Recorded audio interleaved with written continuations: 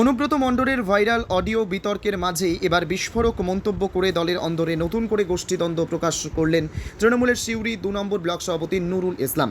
মঙ্গলবার সিউড়ি ২ নম্বর ব্লকের পুরন্দরপুরে একটি দলীয় সভামঞ্চ থেকে তিনি জানান, তার দলেরই একজন অঞ্চল সভাপতি রাজু মুখোপাধ্যায়কে বেশ কয়েকদিন আগে প্রাণনাশের হুমকি দেওয়া হয়েছিল বোলপুর থেকে। নুরুল ইসলাম জানান, আমাকে বোলপুরে মাথা নিচু করতে বলা হয়েছিল, কিন্তু আমি করিনি। তবে ধর্মের কল বাতাসে নড়ে। তার এই মন্তব্য ঘিরে রাজনৈতিক মহলে চাঞ্চল্য সৃষ্টি হয়েছে। এই মন্তব্যের পর অনেকেই মনে করছেন, তাহলে আবারও কি বীরভূমে নাম না করে অনুব্রত মণ্ডলের দিকে ইঙ্গিতপূর্ণ মন্তব্য করলেন কাজল ঘনিষ্ঠ ওই ব্লক সভাপতি নুরুল ইসলাম। উল্লেখ্য, সিউড়ি ২ নম্বর ব্লকে কাজল শেখ ও অনুব্রত মণ্ডলের অনুগামীদের মধ্যে দীর্ঘদিন ধরেই দ্বন্দ্ব চলছে। এর আগেও একাধিকবার নুরুল ইসলাম বোলপুরের নেতৃত্বের বিরুদ্ধে সুর চড়িয়েছিলেন। তিনি অভিযোগ করেছিলেন, তাকে জেলা পরিষদের সভাধিপতি কাজল শেখের বিরুদ্ধে বিদ্রোহ করতে চাপ দেওয়া হয়েছিল। সেই অভিযোগই এবার তার বক্তব্যকে ঘিরে নতুন করে দলীয় অন্তর্দ্বন্দ্বের আঁচ দেখা দিয়েছে। বিরোধীরা অবশ্যই ঘটনাকে হাতিয়ার করে তৃণমূলকে কটাক্ষ করতে ছাড়েননি। আসলে উদ্দেশ্যটা তা নয়। উদ্দেশ্যটা তো বোলপুর যেভাবে আমাকে মাথা নিচু করতে বলেছিল তাদের কাছে আমি তা হইনি। বোলপুর যে অন্যায় কাজটা আমাকে দিয়ে করাতে চেয়েছিল আমি সেটা করিনি, সেজন্যই তো এই ব্যাপার। কিন্তু মনে রাখবেন, ধর্মের কল বাতাসে নড়ে, আবার বিনাশকালেও বুদ্ধি নাশ হয়। এই দুটো কথা মাথায় রাখবেন। ধর্মের কল বাতাসে নড়ে, বিনাশকালেও বুদ্ধি নাশ হয়। বুদ্ধি যখন নাশ হবে, একটার পর একটা ভুল তার মধ্যে থেকে হতে থাকবেই থাকবে। এটাই হতে চলেছে। সেজন্য এভাবে সংগঠন নষ্ট করা যাবে না। এখন পরিস্থিতিটা কি দাঁড়িয়েছে? মমতা বন্দ্যোপাধ্যায়, অভিষেক বন্দ্যোপাধ্যায় আমাদের নেতা,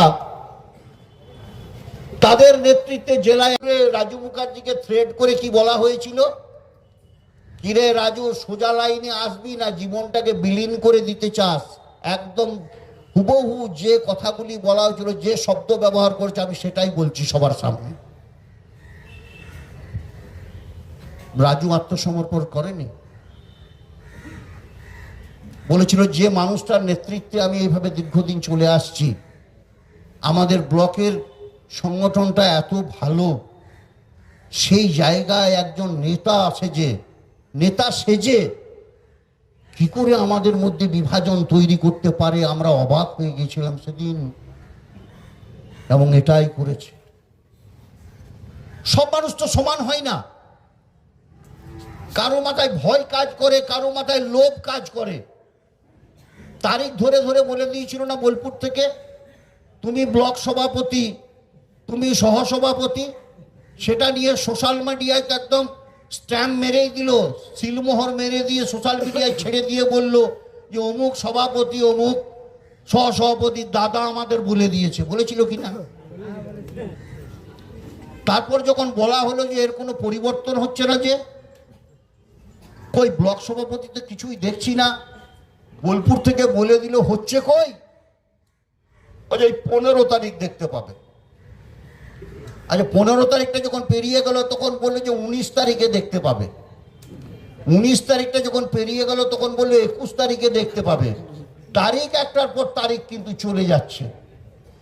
লোভ এবং লালসা এবং ভয়ের শিকার হয়ে কিছু মানুষ বিভ্রান্ত হয়ে আমাদের বিরুদ্ধে বিষাদঘাত করছে। থেকে 5-7 জন করে আমাদের যারা সক্রিয় কর্মী, তাদেরকে আমরা মূলত আজকে ডেকেছিলাম। আজকে একটি বিশেষ সাংগঠনিক সভা আমরা ডেকেছি। সেই সাংগঠনিক সভা আমরা এতক্ষণ ধরে চালালাম এবং আলোচনা হলো, এবং এই আলোচনা শেষ করলাম, মিটিং আমরা এখানে শেষ করলাম।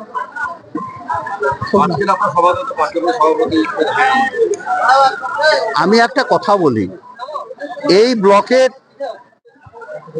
এই ব্লকের নিয়ম অনুযায়ী যে সিস্টেমের মধ্যে আমরা চলে আসছি, সেখানে আমরা আজকের ইন্টারনেটের যুগে আমরা সোশ্যাল মিডিয়ায় এগুলোকে আমরা প্রচার করি, এবং আমাদের কর্মীরা সোশ্যাল মিডিয়ায় এগুলোকে দেয়। মিটিং আছে, এতটার সময় আসুন, এটা দেয়। অতএব এখানে ইন্ডিভিজুয়ালি কাউকে ধরে ধরে বলার কোনো জায়গা নেই।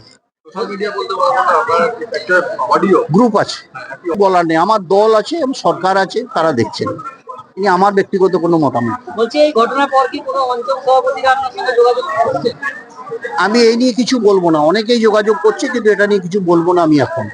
বলছি আপনি যে বৈঠকটা গেছিলেন তাতে তো একাধিক অঞ্চল সভাপতিরা উপস্থিত হয়নি, তাহলে কি এরপরে কি ওপর নেতৃত্বকে জানাবেন?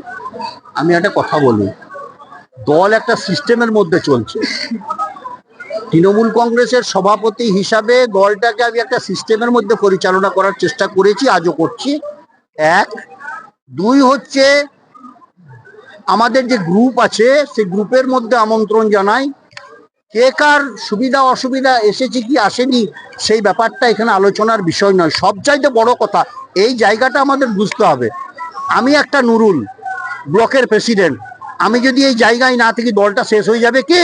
দলটা আমাকে দেখে কেউ করে না, দলটা মমতা বন্দ্যোপাধ্যায় অভিষেক বন্দ্যোপাধ্যায়কে দেখে করে, তাদের উন্নয়ন, তার দেওয়া উন্নয়ন দেখে করে।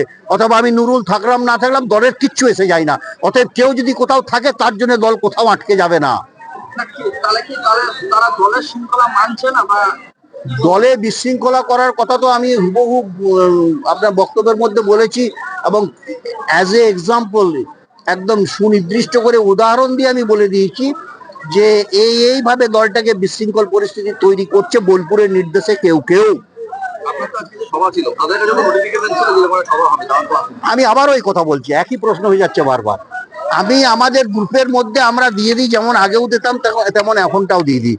এবার কে কার সুবিধা অসুবিধার জন্য আসতে পেরেছেন আসতে পারেনি সেটা তাদের বিষয়। আমি এই নিয়ে হবে ওইরকম টাইপের তো চলছিল, আপনারা তো দেখতে পাচ্ছিলেন যে বিভিন্ন আমাদের যারা অঞ্চল প্রেসিডেন্ট আছে, যারা নেতারা আছে, তাদেরকে বিভিন্নভাবে একটা থ্রেট করা হচ্ছিল বা ভয় দেখানো হচ্ছিল যে নুরুল ইসলামের সঙ্গে থাকা যাবে না, এরকম একটা ব্যাপার তো চলছিল। এই ধরুন প্রত্যেক জায়গা থেকেই চলছিল।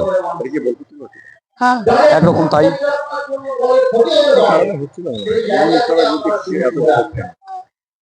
দেখুন, সেই জায়গাটা দাদা তো আপনাদেরকে স্পষ্টভাবে বলেছে যে দাদাকে কিছু কিছু নির্দেশ হয়তো দিয়েছিল।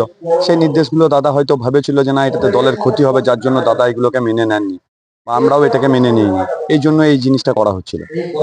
এখানে কি কোথাও সেই ওই মানে কাজল ঘনিষ্ঠ নেতা? দেখুন, একটা কথা পরিষ্কার আপনাদেরকে বলি, আমাদের নেত্রী মমতা বন্দ্যোপাধ্যায়, আমাদের নেতা সর্বভারতীয় তৃণমূল কংগ্রেসের সভাপতি মাননীয় অভিষেক বন্দ্যোপাধ্যায়, আমরা তাদেরকে দেখেই দল করি। তারা আমাদেরকে যে নির্দেশ দেবে আমরা সেই নির্দেশেই চলব। এবং আমাদের ব্লক প্রেসিডেন্ট নুরুল ইসলাম, আমরা একজন করে অঞ্চল প্রেসিডেন্ট, তার নির্দেশেই আমরা চলব। বোলপুর থেকে এরকম হুমকি তো এসেছিল? কয়েকজনকে প্রায় সময়ে এরকম ব্যাপার হতো। কিভাবে ওটাকে পরবর্তী ক্ষেত্রে এখন আপনারা মানে দেখুন, আমি বলি, মানুষ আমাদের সঙ্গে ছিল। তার কারণ যারা আমাদের সঙ্গে ট্যাসেল করছিল বা যারা আমাদের সঙ্গে ছিল না, তাদের সঙ্গে কিন্তু মানুষ ছিল না। আর আমাদের সঙ্গে মানুষ ছিল। আমরা নিচু স্তরে মানুষের সঙ্গে থেকে আলাপ আলোচনা করেই আমরা কিন্তু দলটা করেছি।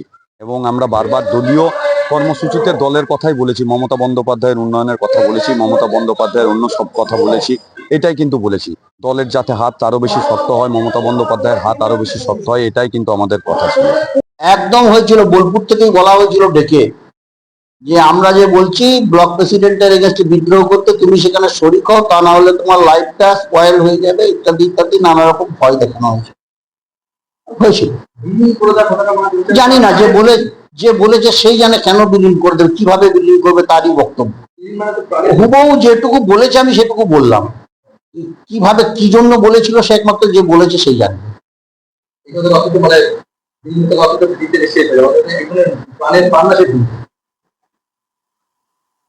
আমি তো বললাম, কথা কেউ লাগাম ছাড়া কথা বলে, একটু বুঝে কথা বলে। সবাই তো সমান হয় না, সেরকমই আছে তো কিছু মানুষ।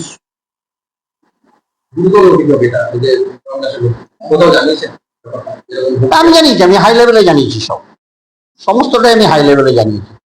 হাই লেভেলে জানানোর জন্য আমার উপরে তো উত্তরোত্তর চাপ বৃদ্ধি হয়েছিল, আমার উপরে উৎপীড়ন বেড়েছিল, আমার ছাগলের ফার্ম ভেঙে দেওয়া হয়েছিল, এগুলো সবই তো করা হয়েছিল। বোলপুর থেকে এগুলো নির্দেশ দিয়ে করানো হয়েছিল, জানি আমি এগুলো সব জানিয়েছি, সব জানিয়েছি। আপনার উপরে একাধিকবার নানা রকম অভিযোগ এনেছে, অনেক হুমকি দিয়েছে। সেই ব্যক্তিতে একটি পুলিশের মানে এ নিয়ে ঘুরছে, একজন গার্ডকে নিয়ে ঘুরছে, নিরাপত্তা রক্ষীকে নিয়ে ঘুরছে। সেটা আমি জানি না, ওইটা নিয়ে আমি মন্তব্য কোনোদিনই আগেও করিনি, আজও করতে চাই না। দেখুন, এখন বীরভূম জেলায় একটা হুমকি কালচার চালু হয়েছে।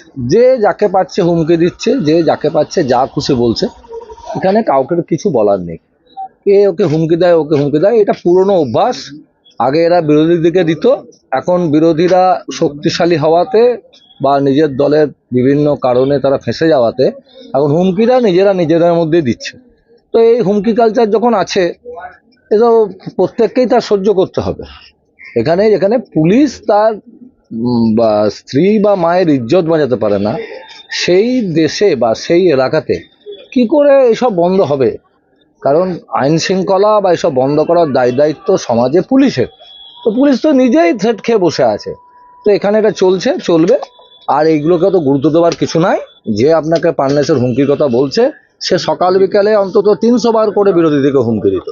ওই জন্যে সে এখন হুমকি খাক, তাতে কিচ্ছু যায় আসে না। মানুষেরও কিছু যায় আসে না, সমাজেরও কিছু যায় আসে না। যে যা খুশি করছে করুক, ঠিক সময় আসুক। 26-এ আগে দেখবেন সব আপদ বিদায় হয়ে গেছে। অত চিন্তার কিছু নাই, একটু অপেক্ষা করুন। 26-এ আগে দেখবেন এদেরকে খুঁজে পাবেন না। যেমন বর্ষাকালীন পোকারা বর্ষা এলে যেমন ডানা পাখনা নিয়ে ঘোরে এবং পরে এরা ঠিক ঝরে পড়ে, এদের অবস্থা তাই। একটু দেখতে থাকুন। পুলিশের ওপরে যে হুমকি এবং প্রায় 5 দিন 6 দিন পার হতে চললো, এখন পুলিশের এটা নিষ্ক্রিয়তা না পুলিশের পুলিশ মেরুদণ্ডহীন? পশ্চিমবাংলার পুলিশ মেরুদণ্ডহীন। যে পুলিশ নিজের স্ত্রী এবং মাকে রক্ষা করতে পারে না, সে আবার সমাজের অন্যান্য শ্রেণীকে রক্ষা করবে কি? তো মেরুদণ্ডহীন পুলিশ এ থাকার চেয়ে না থাকার কথা। পুলিশের এটা কি নিষ্ক্রিয়তা, অপদার্থতা? অনুব্রত মণ্ডল অপদার্থতা, এক কথায় পুলিশে অপদার্থতা। নিষ্ক্রিয়তা পিষ্ক্রিয়তা কিছু নয়, অপদার্থতা।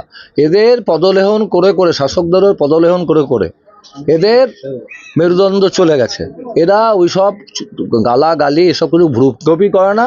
এদের আসল উদ্দেশ্য মাল কামানো। মালটা হলে আপনি মা বাবা কি গাল দিলেন না তাদেরকে নিয়ে চলে গেলেন, কিচ্ছু যায় আসে না। এই অপদার্থ পুলিশ যতদিন থাকবে পশ্চিমবাংলায় এই অবস্থাই হবে।